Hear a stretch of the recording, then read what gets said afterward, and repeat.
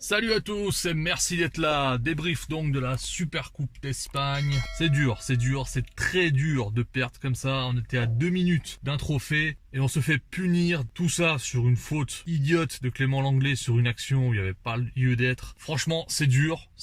Mais d'un autre côté, est-ce que c'est étonnant? Pas tellement, hein. Depuis le match contre le Celta Vigo, je dis que les erreurs de notre défense nous coûtent, notamment les erreurs de Lenglet. Il n'y avait pas de raison pour que ça change si on ne fait rien. Et ça a continué comme ça, hein. Vous regardez, au Classico, il nous a coûté la défaite. Là, il nous coûte un trophée et ainsi de suite. On va donc revenir sur 2 matchs contre la Real Sociedad qui finit aux prolongations et contre Bilbao qui finit aux prolongations. Le constat pour moi sur les 2 matchs, il est similaire. C'est 2 équipes qui rentrent sur le terrain dans l'intention en fait de faire leur jeu. Ils viennent pas pour poser un bloc bas et défendre. Ils viennent pour lutter avec leurs armes. Tout d'abord, la Real Sociedad va très bien le faire. Ils vont réussir à nous faire déjouer pas mal dans leur temps fort. C'est un match assez disputé dans le sens où le Barça a des temps forts, des petits quarts d'heure, et le reste du temps, la Real Sociedad arrive à prendre le dessus et à complètement nous anesthésier. Donc ça, déjà, c'est très inquiétant. Mais c'est déjà ce qu'ils avaient fait en Liga en deuxième mi-temps, lorsqu'on les menait 2-1. Ils étaient venus presser plus haut, ils avaient mis plus d'intensité et ils nous ont fait totalement déjouer sur la deuxième mi-temps. Donc là, ce match-là, c'est à cette image aussi.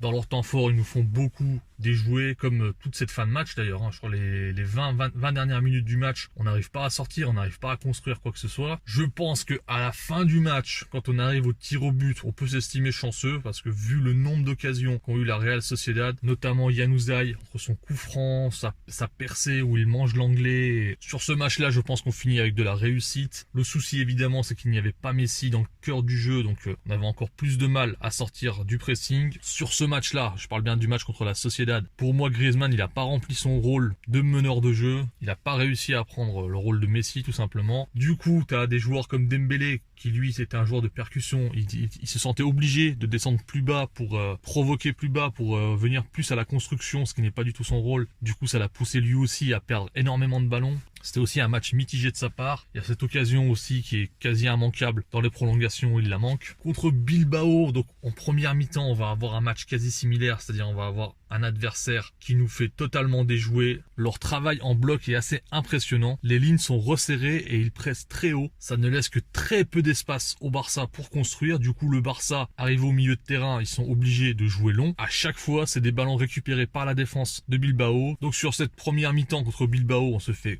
complètement anesthésié. Rarement vu le Barça aussi peu dangereux cette saison, c'est dire. Ensuite, sur la deuxième mi-temps, donc évidemment, Bilbao pouvait pas tenir cette intensité aussi longtemps. On va poser le pied sur le ballon, on va réussir à faire tourner le bloc adverse, on va réussir à jouer beaucoup plus haut. Bilbao, eux, vont plutôt essayer de profiter de ça pour jouer des contre-attaques, essayer de miser sur la vitesse d'Inaki Williams. La deuxième mi-temps sera plus équilibrée et pour moi, c'est plus en faveur du Barça. Ensuite, dans la prolongation, Bilbao va rapidement marquer avec un magnifique but d'Inaki Williams.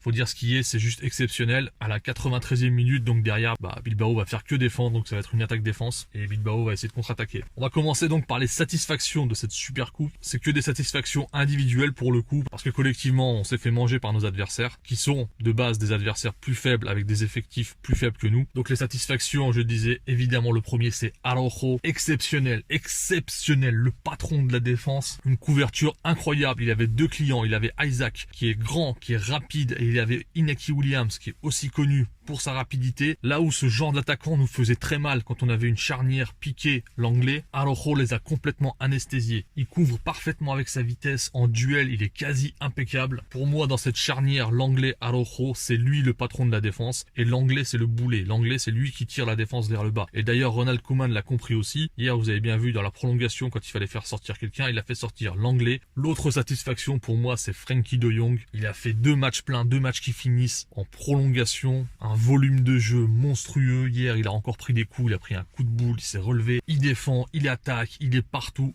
Énorme satisfaction. Parmi les satisfactions, on peut mettre aussi Sergio Busquets qui a retrouvé son football dans ce rôle de simple pivot. Ça l'aide énormément et ça c'est évident. Sergio Busquets c'est un joueur de système. Il ne peut que jouer dans ce système-là. Il ne peut que jouer avec des joueurs qui sont plus hauts que lui. Et on voit aussi que Sergio Busquets c'est effectivement l'élément qui ramène de la sérénité, qui est dans la relance, qui ramène de la stabilité par sa capacité à résister au pressing, par sa capacité à contrôler les ballons et à relancer là où il faut, par sa vision du jeu. On l'a vu sur les 2 matchs matchs, à chaque fois qu'il sort, on perd le contrôle dans cette zone. Donc c'est vraiment significatif. Et du coup, je comprends maintenant pourquoi Busquets est passé devant Pjanic dans le système de Koeman. C'est tout à fait logique maintenant. Pjanic, il ramène autre chose. C'est un autre profil. Il a un très bon jeu long. Il se déplace beaucoup plus. Il est beaucoup plus mobile que Busquets. Mais il n'a pas la même... Il a de la maîtrise, attention, mais il n'a pas le niveau de maîtrise de Busquets pour résister au pressing et pour jouer dans de petits espaces. Je pense qu'aujourd'hui, dans le 11 de gala, ça va être très compliqué pour lui de se trouver une place de titulaire. Je pense que le milieu Busquets,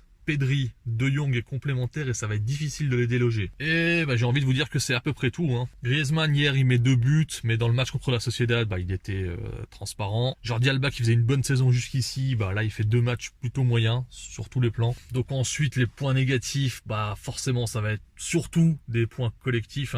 C'est dans la continuité de ce que je dis dans toutes les vidéos d'avant. Dès qu'on a un adversaire qui nous tient tête, qui vient nous chercher, qui vient nous presser, on perd en contrôle, on perd en maîtrise. Tous les problèmes cités dans les vidéos d'avant, il y a depuis 2 mois, 2 mois et demi, on en a vu plus ou moins condensé dans ces 2 matchs. Et ce n'est pas étonnant au final, si vous avez regardé les autres vidéos. Même après la victoire contre Grenade, j'ai dit attention, c'était très bien payé en première mi-temps, 3 frappes, 3 buts. Et derrière, on avait quand même des problèmes de sortie, on avait quand même des problèmes pour déjouer le pressing adverse. Donc même pendant les victoires des dernières semaines, j'ai essayé de pointer du doigt les soucis de l'équipe. Et sur les 2 matchs contre la Sociedad et contre le Bilbao de cette Supercoupe, vous regardez, on a quand même une très bonne réussite. On transforme nos actions.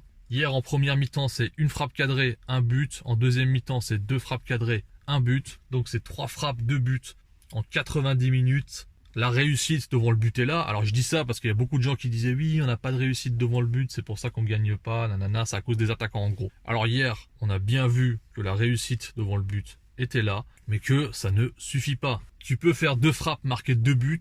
Si derrière ton équipe ne tient pas, ton bloc ne tient pas, si derrière tu ne peux pas résister au pressing adverse, tu te mets en danger. Et c'est exactement ce qu'on a vu. Et d'ailleurs, ce qu'on a vu aussi hier, c'est notre incapacité à défendre sur coup de pied arrêté contre une équipe qui sait jouer les coups de pied arrêtés. Donc, et encore, c'est Bilbao. Donc le football, c'est quand même bien plus complexe que des histoires de se créer juste une occasion, tirer et marquer. Et dans une équipe de foot, il y a beaucoup plus d'éléments que ça à tenir en compte. On finit la vidéo malheureusement avec Lionel Messi qui a vu rouge en fin de match. Personnellement, je n'en veux absolument pas, c'est la fin de match. Pendant toute la prolongation, Bilbao a arrêté de jouer.